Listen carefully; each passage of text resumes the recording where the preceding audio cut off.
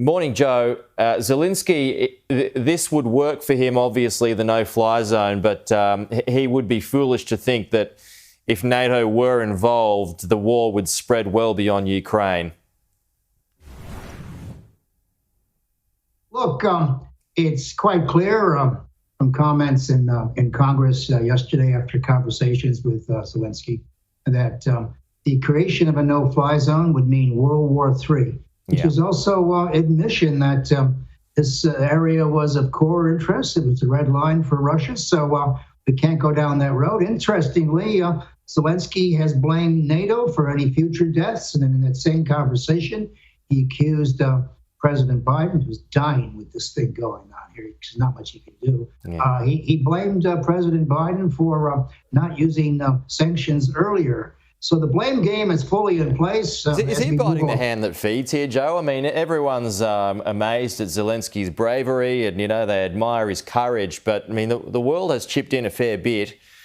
And then to be goading the West even more, I mean, is that a bit unfair?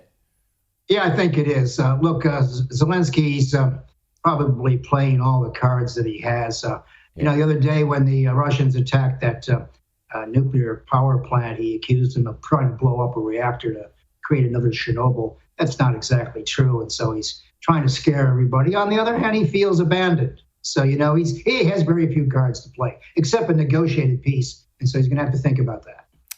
Do you agree? I mean, it was Barack Obama who said, I think it was back in 2014, Ukraine means more to Russia than it does to the West. It doesn't mean we don't help out, but does Obama got a point there?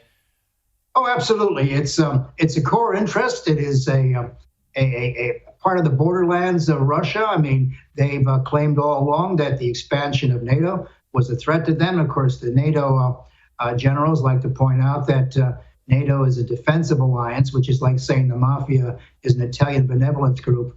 They don't believe a word of it. They're under the gun here. So, yes, it is a core interest. And I know it's a core interest because if it creates World War III conditions today, then it was World War III conditions yesterday. So there was something to do it. But nothing, of course, forgives what Vladimir Putin has done in the last 10 or 11 days. Well, more than 1.5 million people have fled Ukraine as Russian forces carry on their invasion of the country. UNICEF spent the last 2 days using 6 trucks to transport 62 tonnes of humanitarian supplies from Copenhagen into Lviv, Ukraine. The first aid delivery into the town. Well, joining us live from Lviv now is the UNICEF Australia spokesperson, James Elder. James, good evening where you are. Can you just give us a report on the situation on the ground from what you've been able to gather so far? Yeah, hi. Good evening. Good morning, Peter. Look, it's absolutely harrowing. Where I am is just a stream of sorrow and sadness as people flee. Every one of them has either been living in a bunker or spent days in freezing conditions to get to this point of having to flee their homes. But of course, so many more, whilst we speak, are in the line of fire, are in bunkers. I spoke to a mother who explained when she'd been there, she would sleep over her child, not for warmth, but as an added layer of protection, if you will, from the bombardments. So it's horrendous. It's unimaginable, Peter, and it's ongoing and escalating.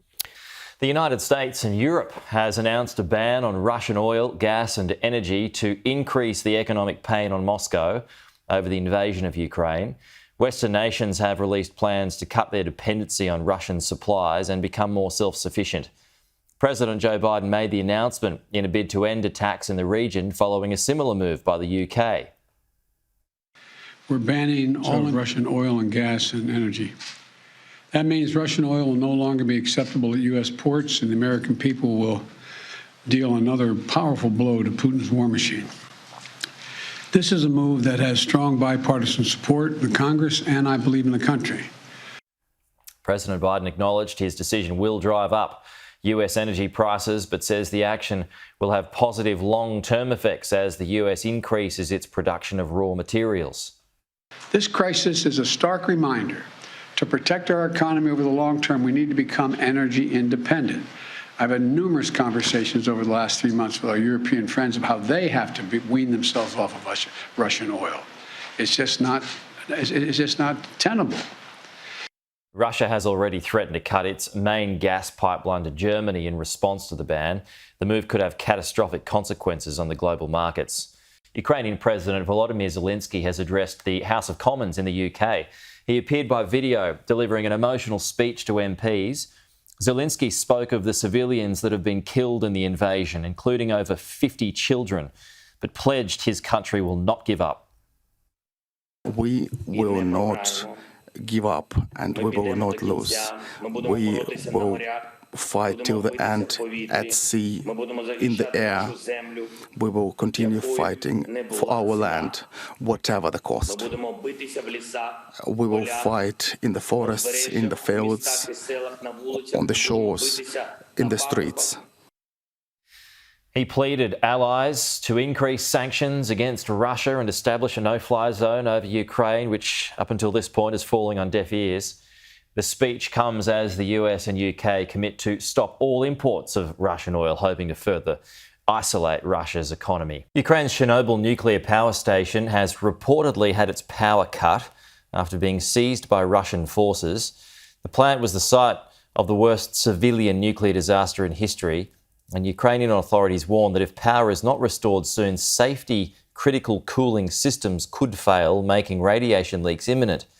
The International Atomic Energy Agency has expressed concern for the staff working there who are under Russian guard and have not been able to change shifts for up to 2 straight weeks.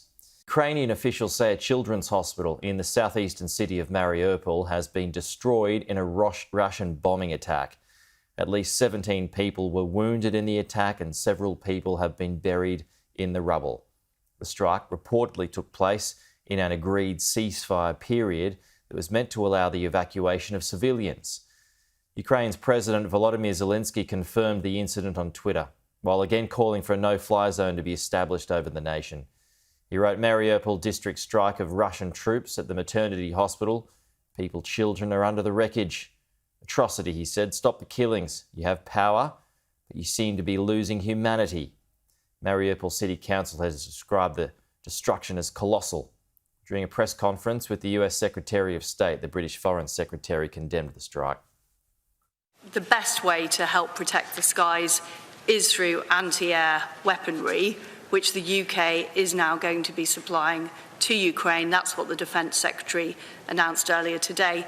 And of course, the attack on the hospital is absolutely abhorrent, reckless and appalling. Russia has denied it's targeting civilians in what it calls a special operation in Ukraine. The Biden administration says there's no plan for direct US intervention in Ukraine if Russia starts using chemical weapons against civilians. Let's go to our US correspondent, Annalise Nielsen, live from Washington, DC. Annalise, what's the latest response been from the White House? Well, Pete, we heard a response from Press Secretary Jen Psaki about this because this has raised as a concern yesterday that there was going to be the use of chemical weapons, especially against civilians, was the potential intelligence that the United States shared by Russians against Ukrainian citizens. Now, the fear is that Russians would then turn this around and accuse Ukrainians of using chemical weapons and use that as a false flag effort to then redouble their efforts of the invasion of Ukraine. And so this is where this fear has come from.